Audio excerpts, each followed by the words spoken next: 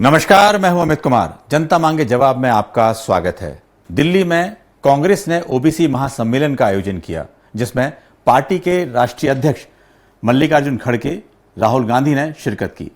माना जा रहा है कि कांग्रेस का फोकस अब ओबीसी वोट बैंक पर है, जिसके जरिए कांग्रेस बीजेपी को चुनौती देना चाहती है।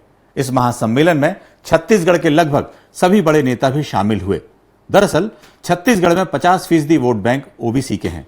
माना जाता है कि ये वोट जिसके पाले में जाते हैं वही सरकार बनाता है।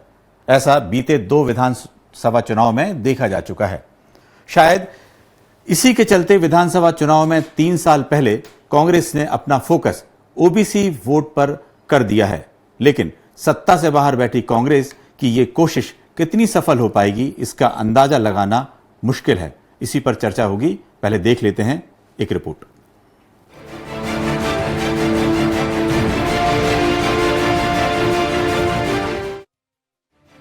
दिल्ली में कांग्रेस के ओबीसी महासम्मेलन से संकेत मिल रही है कि संगठन के भीतर ओबीसी वर्ग को कांग्रेस बड़ी जिम्मेदारी देने का मन बना रही है। कांग्रेस का फोकस SC/ST पर भी है। नेता प्रतिपक्ष राहुल गांधी और कांग्रेस के राष्ट्रीय अध्यक्ष मल्लिकार्जुन खड़गे आदिवासी नेताओं के साथ बैठक कर चुके हैं, जिसमें जाति जनगणना के साथ आदिवासी नेताओं को ट्रेनिंग देने पर चर्चा हो चुकी है। यह इस बात के भी संकेत है कि कांग्रेस सोशल इंजीनियरिंग की पॉलिटिक्स को बढ़ावा दे रही है।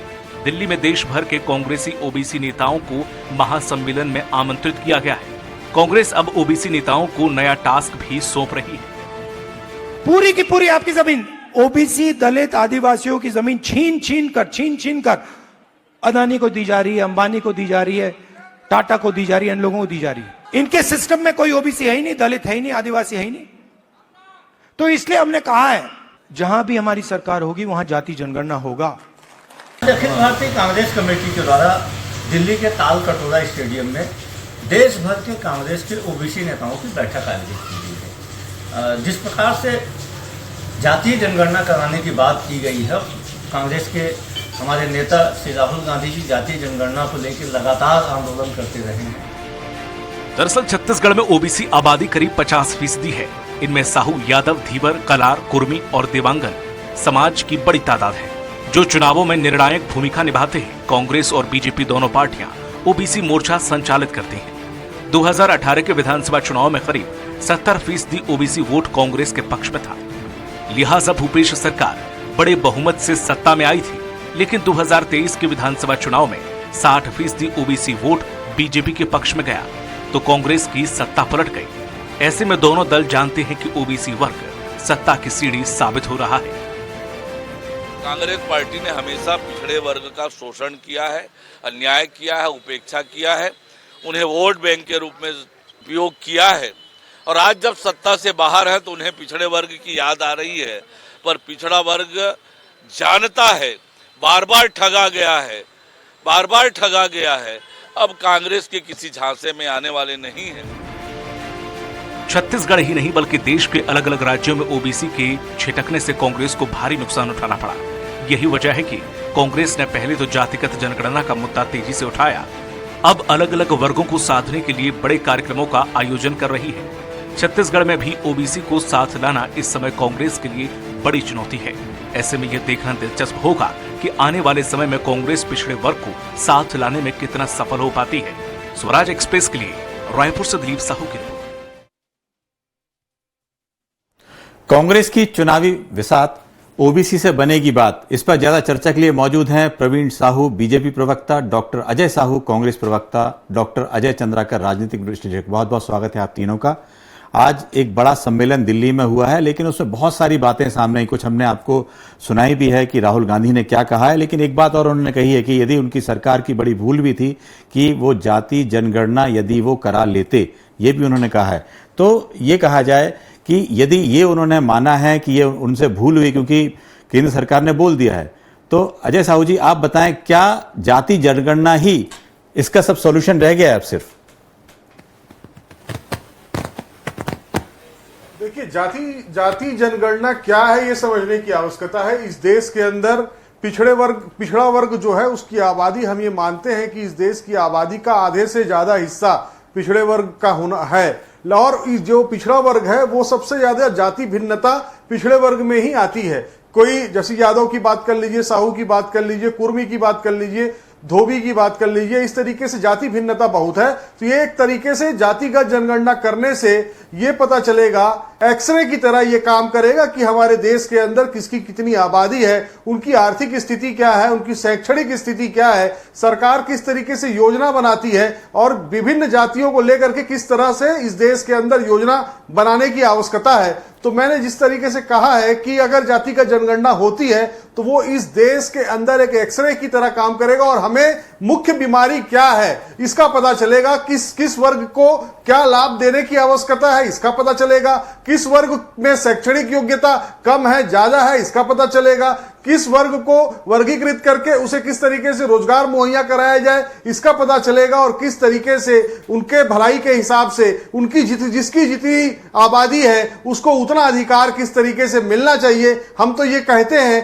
कि जिसकी जितनी आबादी है उसको राजनीतिक क्षेत्र में भी उस हिसाब से प्रतिनिधित्व मिलना चाहिए, ताकि वो व्यक्ति जो है वो आकर के अपने समुदाय के लिए, अपने लोगों के लिए काम कर सके। और यही कारण है कि हम लगातार जातिगत जनगणना की बात करते रहे हैं और हमारी मांग को लेकर के, हमारे आंदोलन को लेकर के, हमारे दबाव के सामने केंद्र की जो मोदी सरकार है उसे नतमस्तक होना पड़ा और उसने ये ऐलान किया कि हम जातिगत जनगणना कराएंगे। लेकिन सबसे दुखद बात यह है कि विगत कई वर्षों से जनगणना का जो काम होना था वो भी इस देश के अंदर नहीं हुआ है। यह सबसे दुखद पहलू है।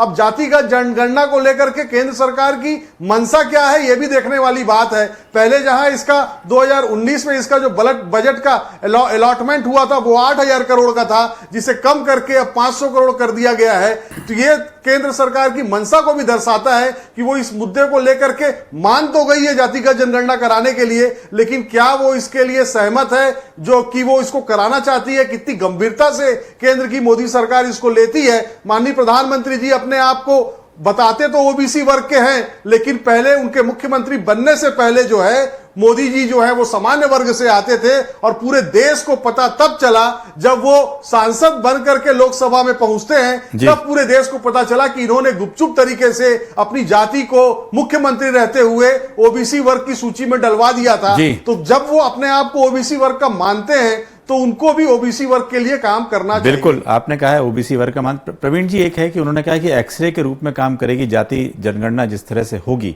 और केंद्र की सरकार ने कहा है कब होगी, बिल्कुल वो भी एक पूरा उन्होंने चार्ट तैयार कर दिया है कब शुरुआत होगी, किस तरह से करना है। लेकिन खासतौर से यदि छत्तीसगढ़ की बात की जाए, छत्तीसगढ़ में इस जनगणना का आप, चूंकि कांग्रेस कह रही है कि उनसे भूल हुई है, क्योंकि मैं देख रहा था उन्होंने कहा है कि भाई जनगणना होनी चाहिए, सबकी सत्ता में जितनी भागीदारी है उस हिसाब से जनता को उतना मिलना चाहिए। लेकिन प्रवीण जी, आपको लगता है कि छत्तीसगढ़ में इसका काम शुरू जल्दी होना चाहिए?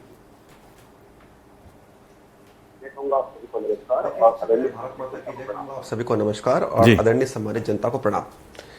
देखिए, कांग्रेस की अगर हम कहें तो कुछ समय से विचारधारा बस ये हो चुकी है कि अपनी पहले केवल गलती करे और बाद में कहे कि भाई इसके लिए क्षमा मांगे। चाहे वो सिख दंगों की हम बात करें या राहुल गांधी जी के वर्तमान के जो प्रदेश की हम बात करें, तो जब वो कहते हैं कि जाति जनगणना इनको करना चाहिए था लेकिन उनसे भूल हुई। देखिए, जब इनके पास सत्ता रहती तब ओबीसी वर्ग हो या किसी वर्ग के लिए कल्याण के लिए कोई काम नहीं करते। सत्ता जाने के बाद इनको याद आता है कि भाई हाँ, हम किस किस वर्ग के लिए कौन से काम कर सकते थे। जब भी सत्ता प्राप्त करते केवल भ्रष्टाचार के पार्ट जो है कहीं ना कहीं जनता को जो है जनता के हित में काम कर केवल भ्रष्टाचार करते हैं। रही बात देखिए ओबीसी वर्ग की जो आप बात करें तो देखिए भाजपा ने लगातार उनके लिए काम किया। महत्वपूर्ण बात मैं कहूं तो राष्ट्रीय अगर दर्जा किसने दिया, संवैधानिक दर्जा अगर कहें तो नेशनल ओबीसी वर्ग को दर्जा भाजपा ने दिया 2018 में। वही भाजपा की सरकार के आने के बाद ही हम करें तो चाहे वो एमडी एमबीबीएस के कोटे में अगर हम कहें तो ओबीसी का आरक्षण हुआ, तो बहुत सारे विषय पर लगातार ओबीसी बहुत सारे विषय पर भाजपा की सरकार ने काम किया।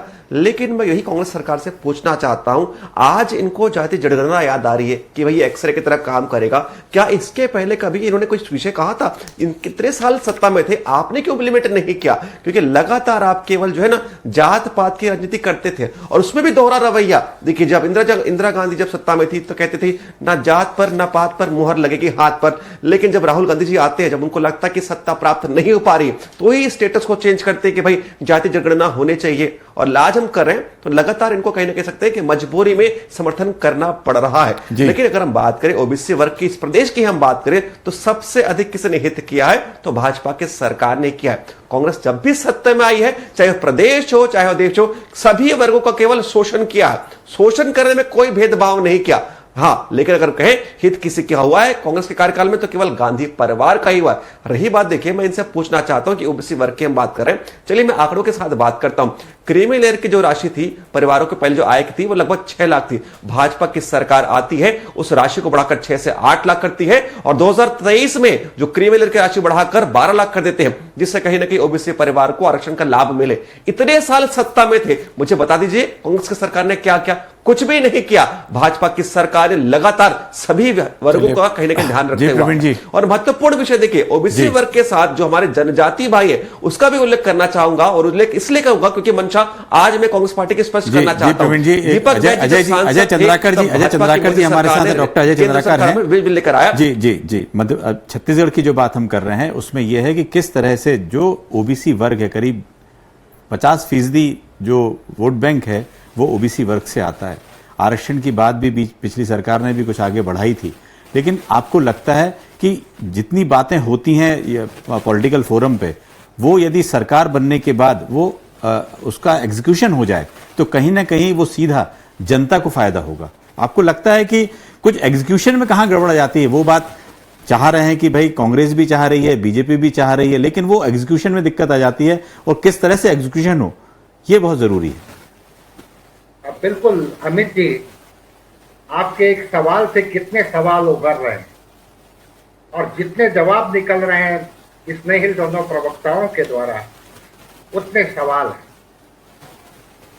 विंदेश्वरी प्रसाद मंडल कमेटी का रिकमेंडेशन 1980 में आ गया था। आज अच्छा लगा राहुल गांधी जी बोले कि पास्ट टाइम में हमसे गलती। ये स्वीकारोक्ति जो है इसका तो प्रशंसा होनी चाहिए, लेकिन मंडल कमीशन सर्वसम्मति से पारित नहीं हुआ था अमित जी।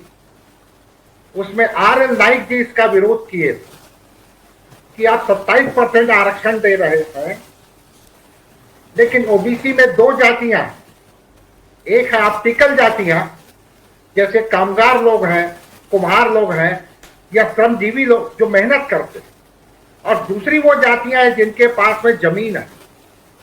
इसलिए रोहिणी कमेटी का रिकमेंडेशन आया और उसमें ऑप्टिकल ये 27% को बांटा गया, 2%, 6%, 9%, 10% के क्लासिफिकेशन में टोटल 27%। अब बात आती है नाउ ए डे, ये क्रिमिनल लेयर की भी बात हो रही थी, लेकिन सुप्रीम कोर्ट का निर्णय है कि ठीक है वो आर्थिक रूप से मजबूत हो गया एससी, एसटी, ओबीसी, लेकिन सामाजिक वंचना उसको झेलना पड़ता है, ये कठिन काम होता है जी। दूसरी बात है केंद्रीय विश्वविद्यालय का हम ले लें, वर्तमान समय में परसों जो संसद के पटल पर रखा गया, एसटी वर्ग में 83% पोस्ट खाली है प्रोफेसरों का, 114 पोस्ट है उसमें 24 लोग हैं। ओबीसी में 80% खाली है, 423 में मात्र 84 लोग हैं। एसटी में 64% खाली है, 308 जी में 111 लोग हैं जी, और जी। सामान्य जाति में भी 39% पोस्ट खाली है जी। यही बात एम्स की बात आई मेडिकल फील्ड में, दिल्ली को मिला करके टोटल 20 एम्स और दिल्ली में 1306 पोस्ट खाली सेंक्शन पोस्ट है। जी अजय जी, आपके पास एक प्रकार से बिल्कुल आंकड़ा है कि कहां पर इंप्लीमेंटेशन होना चाहिए। बिल्कुल आप बिल्कुल सही कह रहे हैं। डॉक्टर अजय साहू जी से भी ये चाहूंगा कि आप जो इस समय भूपेश बघेल सरकार ने भी ऐप के माध्यम से भी जाति जनगणना कराने की कोशिश की थी और उसको लेकर चाह रहे थे देखिए इस तरह से कुछ काम हो, लेकिन वो पूरा नहीं हो पाया। लेकिन एक बात और है कि ऐसे समय पे अभी बिहार के इलेक्शन भी हैं और छत्तीसगढ़ में बहुत फायदा होने वाला है यदि जातिगत जनगणना होती है। तो आपको लगता है कि ये सत्ता में आने के बाद जो काम करने का तरीका थोड़ा स्लो हो जाता है? अजय जी देखिए अमित जी, जब छत्तीसगढ़ के अंदर कांग्रेस पार्टी की सरकार थी, भूपेश बघेल जी इस प्रदेश के मुख्यमंत्री थे, तब हमने जातिगत जनगणना भी कराई थी और साथ में हमने इस प्रदेश के अंदर आदिवासी ओबीसी वर्ग को जो 14% का आरक्षण था उसे बढ़ा करके 27% करने का काम किया था। अगर वो हो जाता तो निश्चित तौर पर ओबीसी वर्ग को बड़ा लाभ होता, लेकिन चूंकि उस महामहिम जी ने उस फाइल को रोक करके रखा, उन्होंने जबकि वायदा किया था सरकार से, मुख्यमंत्री जी से उनकी बात हुई थी और उन्होंने इस चीज को समझा था और कहा था कि आप प्रस्ताव बना करके भेजिए, मैं 1 मिनट के अंदर उसमें हस्ताक्षर करूंगी। लेकिन जब प्रस्ताव जाता है तो मुझे ऐसा लगता है कि जैसी भारतीय जनता पार्टी के अंदर परिपाटी है कि दिल्ली से फोन आ जाता है या पर्ची आ जाती है तो उनको इस काम को करने से रोक दिया गया और वो जो है वो जो प्रस्ताव था वो आज तक राजभवन में लंबित है। तो ये भी कहीं ना कहीं दर्शाता है कि भारतीय जनता पार्टी की मंशा क्या है। मेरे भाई प्रवीण साहू जी कह रहे थे कि जब हम सरकार में होते हैं तो काम नहीं करते हैं। 1951 में पंडित जवाहरलाल नेहरू जी के नेतृत्व में एक कमेटी बनी थी जिसमें श्यामा प्रसाद मुखर्जी भी थे और उस समय भी ये बात हुई थी कि सभी निजी संस्थानों में और सभी जगह जो ओबीसी वर्ग है उसको आरक्षण दिया जाना चाहिए। लेकिन श्यामा प्रसाद मुखर्जी जी ने उस समय भी 1951 में इसका विरोध किया था और आज भी भारतीय जनता पार्टी बैकडोर से इस तरीके का काम लगातार करती रही है। अभी मेरे भाई प्रवीण साहू ने कहा कि हमने ही उसे ओबीसी को जो है संवैधानिक दर्जा देने का काम किया। निश्चित तौर पर आपने ये काम किया, इसके लिए आप को साधुवाद है, लेकिन आपने दर्जा देने का तो काम किया। जिस समय आपने दर्जा दिया तो वो कमेटी 5 लोगों की थी, लेकिन आप धीरे धीरे उसको कम करते हुए वो 3 लोगों की कमेटी कर दी है, 2 लोगों की संख्या कम कर दी है आपने। आप कहीं ना कहीं ओबीसी वर्ग की जो ताकत है उसे कम करने का काम कर रहे हैं, उसके पंख को काटने का काम कर रहे हैं। ये आपका दोहरा चरित्र है।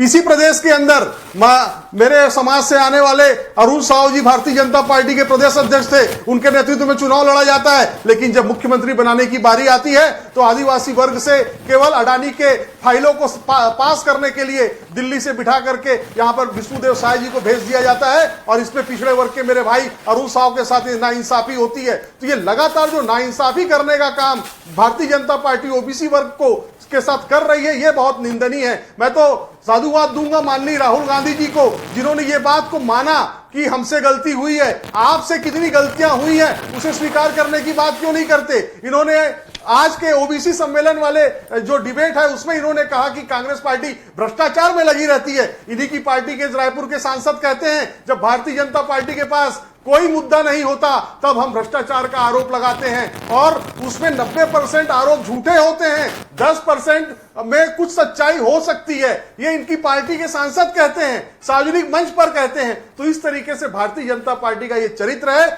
जब हमारी सरकार थी 2000 से 2014 तक, डॉक्टर मनमोहन सिंह देश के प्रधानमंत्री थे, तब हमने एक कानून लाया था कि निजी संस्थानों में भी ओबीसी वर्ग को, एसटी एससी को आरक्षण मिलना चाहिए। तो उसके खिलाफ जो निजी संस्थान है वो कोर्ट चले गए थे और जब कोर्ट गए तो कोर्ट का फैसला जब 2014 में आया कि ये जो सरकार करना चाह रही है ओबीसी वर्ग को इससे लाभ होगा, तो उस दिशा में आज तक ओबीसी के लिए केंद्र की मोदी सरकार ने क्या किया है ये भारतीय जनता पार्टी को बताना चाहिए। अभी आदरणीय डॉक्टर अजय चंद्राकर जी कह रहे थे कि 80% से अधिक पद शासकीय कॉलेजों में, एम्स में खाली पड़े हुए हैं। उस पर आज 10 साल से ऊपर की केंद्र की मोदी सरकार हो गई है, उसने क्या काम किया? भर्तियां क्यों नहीं कर रही है? पिछड़े वर्ग के लोगों को आगे बढ़ने से रोकने का काम कौन कर रहा है? ये देश की जनता देख रही है। आप इस तरीके से सगुफेबाजी करके सत्ता हथिया सकते हो। जब डॉक्टर मनमोहन सिंह जी की सरकार थी, इन्होंने 2G, 3G, 4G,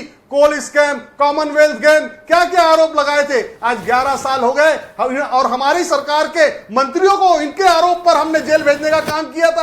आज वो लोग इनकी सरकार में बाइज्जत बरी हो रहे हैं। जी डॉक्टर साहब, एक मिनट, प्रवीण जी से जवाब भी लेते हैं। जब कोई मुद्दा नहीं होता, प्रवीण जी से जवाब लेते हैं। प्रवीण जी, सवाल यह है कि छत्तीसगढ़ की यदि बात की जाए, देश भर में जाति जनगणना हो, किस स्टेप में होगी, छत्तीसगढ़ में भी उसका असर होगा, लेकिन जो ओबीसी वर्ग है अभी बीजेपी के साथ करीब 60% है। जो इस इलेक्शन में जो रिजल्ट आए थे उसमें माना गया करीब 60% जो ओबीसी वर्ग था बीजेपी के साथ ये सरकार बनी वहाँ।